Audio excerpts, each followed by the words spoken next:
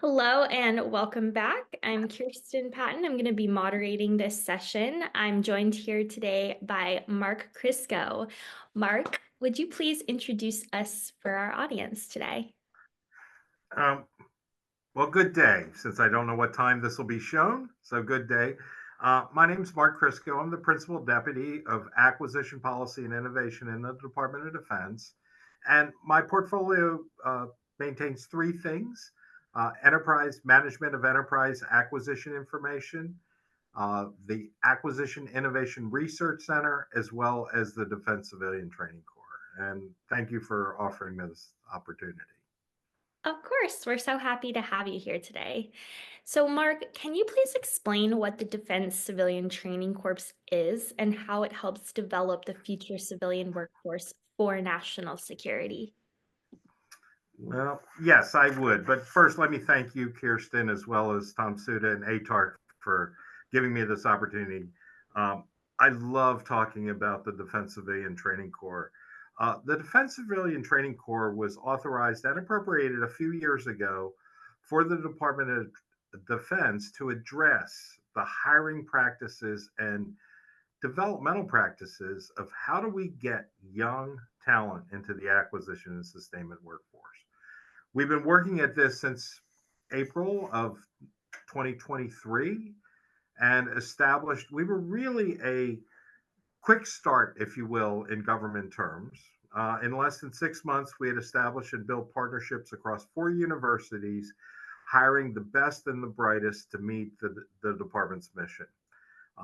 It was done in partnership with the Acquisition Innovation Research Center, who is working across those universities to bring a common core approach to training and developing our future workforce. As you know, many things have changed over the past 10 and 20 years, and the speed of relevance has really been critical. So, bringing in young talent that can address the department needs has been very critical. Amazing. Now, how does the Defense Civilian Training Corps, DCTC's approach, how is it unique, including immersive learning experiences and gamified training, set it apart from the traditional workforce development programs? So I think that is where DCTC, or the Defense Civilian Training Corps, is uniquely different. Um, we have been looking at how do we engage a youthful workforce to meet the department's mission, because the skills necessary and the way universities have been producing students really required something different. So Eric, as well as the government team, did a remarkable job thinking about how do we engage a workforce of this century, not the last. It is unique in its immersion because oftentimes we do a lot of scholarship across the entire federal government, scholarship for service. We build across their core academic disciplines, whatever they may be, whether it be cyber, whether it be systems engineering, whether it be physics, and take those students and bring them into a department, and it could be any department, based upon the skills that they learned in academia. Well, that's really not good enough where the skills that are required to succeed in an acquisition and sustainment workforce have a range of options. And working with Eric, they developed an integrated DCTC curriculum to overlay upon their academic experience and have on hands training as they were going through their junior and senior year and transit into the department seamlessly, prepared and ready to go. This tailoring and overlaying of the curriculum manifested itself in many ways. Not only what they were learning in academia, but how they were learning in academia. The what was, we have generated a 301 DCTC 301, 302, 401, 402, two credit courses each semester that will couple them and expose them to the activities of what's necessary for them to be successful in program management job and contracting jobs and sustainment jobs. That curriculum exposes them very early on in their academic career and is overlaid to their specific disciplines that they have. We've also, through DCTC, have changed the way they learn. Thinking about it much more as not just your mother's attend class, attend the semester. How do we gamify? So there have been creations that we've done in terms of creating games and gamification of what the acquisition process. When a long time ago in a land far away, they handed you a book and said, learn this, this is how we do our jobs. Well, that's not the way this generation learns. So there are games developed that expose them to the acquisition process, the trades and the financial, the engineering, the trades that they can experience while they're in the classroom. Also, in our unique approach, they are required to do a cohort based educational system of a summer internship where they work, well, from engineers to supply chain experts to business experts, solving a problem that the department, hands on, crawling on the equipment, working with people in the field that really fill that. Uh, and why is all of this important? Because for these students to transit from academia into the workforce, they need all of those skills: the discipline of academia, of finance, business, engineering, test, sustainment, business skills that address the supply chain skills, and how they need to have that at the ready when they come in. And we also need to teach them, because we're really challenging them to be innovators from day one of looking at our business processes and questioning authority. So teaching them what we're exposed to and how to transit so their good ideas can be adopted quite readily within the department. Amazing, Mark. Thank you. Now, what impact has the DCTC pilot had so far, and how has industry and academic collaboration through AIRC contributed to its success? All right, so I'm going to correct you. It's not AIRC, call it Eric, but you can keep that on tape too. It'll make it a little bit fun here. So DCTC and Eric, AIRC, have been profound in the way, and I think about it at multiple levels. One, it is changing the way the department thinks about hiring and transiting and developing people on the way in. We share those lessons learned broadly with the services and their scholarship programs. We share them across the CDAO, the CIO, and every developmental program, even for systems engineering, of how they're developing it, because we think we have a different mix. So we're changing the way to think about how to recruit and train the talent that's necessary. I think we've also changed the way institutions, academic institutions, and it would be appropriate to shout out the four that are a part of the pilot: uh, Purdue, Virginia Tech, Arizona, as well as North Carolina A&T. Each one of them had to adopt a core model. Oftentimes, academia is sometimes as siloed as we are, and they had to have a common approach to developing the people to bring them on board. And that meant coursework, because you didn't want to replicate it four times. That would be hugely inefficient. You wanted to have similarities, but you also wanted to preserve their uniqueness of what they brought to the table. So it is, in that collaboration with academia, it is changing the way they think about it. What we've also learned is it has some influence, but we're so young and influencing the sector of industry, if you will.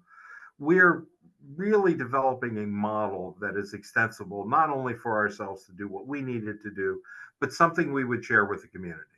So, in other words, have methodologies and give it away. Help influence those communities, because it's naive of us to think that we are going to hire individuals that are going to work for the Department of Defense only for 45 years of the career. We really do represent a community with academics as well as industry of moving people back and forth. So the more we can understand and how to leverage that and provide that models, if you will, to do that.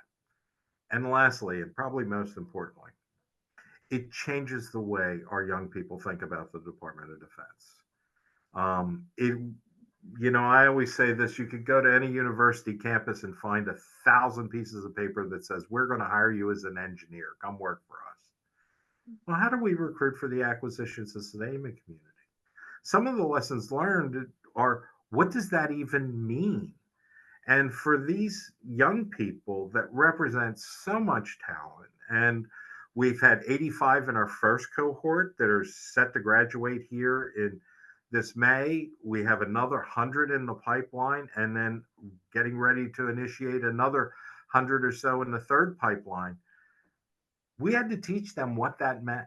And for them, the opportunities that the Department of Defense can bring to them and offer them in terms of work life balance, offer them in terms of challenges and unique problems at a very young age has been remarkable. So we're even changing the way they think about it. It's not only it has been modeled and we've leveraged ROTC programs, but we're civilians. So we're not getting them up at 4 o'clock in the morning to do push ups, but they can contribute to the national security. And many of them that either can't serve in the military have an opportunity to contribute to the department. And I think that's remarkable being a civilian leader. Incredible. How does your leadership, Mark, in acquisition data governance and analytics complement the goals of DCTC in shaping a more agile and data-driven workforce? That's going to be a nice long answer here because I think it's really important. What we've learned, and I've been doing data and analytics in the Department of Defense for quite a while. And you could hear in the city, you could hear in the world how data and analytics will be driving our future workforce. Um, the first thing and the most obvious thing, those skills of data, analytics, AI need to be a part of every employee's body of work. It is no longer just pushing a paper around. It's no longer just implementing policy. It's leveraging the information you have. So, at a student level, making sure that they are exposed to the functional types of data that they will be dealing with, as well as coupling their analytic as well as analysis skills and understanding what it means to be data driven, and because data opens up so many opportunities for them. So, in many ways, I think about this as building the workforce of the future that can leverage these things faster because data can enable us to go faster. We could see it at a federal level now where data is being used to make decisions here. All a part of that, we need to do that at scale. And DCTC is a method of how we get to it. Understanding what that is, training a workforce of yesterday will yield little. Training a workforce of tomorrow will yield much. So, as we think about this and build into that, we are setting seeds of innovators to work across a multi generational workforce that can help us enable that. Well, we've covered a lot here in a short period of time, but to wrap things up, I'd love to ask you what's next for DCTC and how do you see the program evolving to further support the DoD's long-term workforce strategy? It is a piece of the department's puzzle. We've worked with the Office of Personnel and Readiness and think about it of really in economic terms of matching a supply of workforce potential with the demand signals that what we need to hire. We've looked at across, and this is not only locally, we're just not hiring DCTC for service in the Washington metro area. These are nationwide matters. We hire 700 when we're not under a hiring freeze, 700 or so people on a monthly basis to fill the vacancies associated with that. So the demand signal is there, and the piece within the acquisition sustainment community couples and complements other initiatives like cyber hiring that are going on, as well as engineering hiring going on. You know, we can invent things in the engineering craft. We can protect things in the cyber craft, but often we have to acquire, buy, deploy, and sustain those things in the middle. I really see this as a function across the whole workforce and a key piece of the puzzle. We're also certainly looking to go beyond what our four universities are, and they all should be applauded for what they've done. We're looking to say, are there new business models that we could leverage by partnering with universities? The universities want to graduate students at a high caliber, and they also want them ultimately employed. How does DCTC fit in that? So we really see DCTC emerging over these next half decade to the growth of being a core system that can supply the future workforce. And our partnership with academia as well as industry will be a key component as we continue to work through this. I really want to applaud. I am truly blessed by having an amazing team of Dr. Verma and Tori Cuff from the Acquisition Innovation Research Center, uh, Dan De Laurentiis from Purdue, Larry Head from Arizona, Dr. Laura Freeman in Virginia Tech, and Rosalind Dale from North Carolina A&T. We worked this as a community. We worked it fast, and it's been amazing and to see what they've accomplished in, frankly, a very short time. Incredible. Well, thank you again, Mark and team, for your time and being here with us today. Is there anything else that you'd like to say before we go? No, I just want to thank ATARC for their role in sponsoring this associated with this. I always find it key that and critically important that we share the information in a larger community because as a community in technology and acquisition, the sharing of information helps us all get better. So thank you. Of course. Thank you.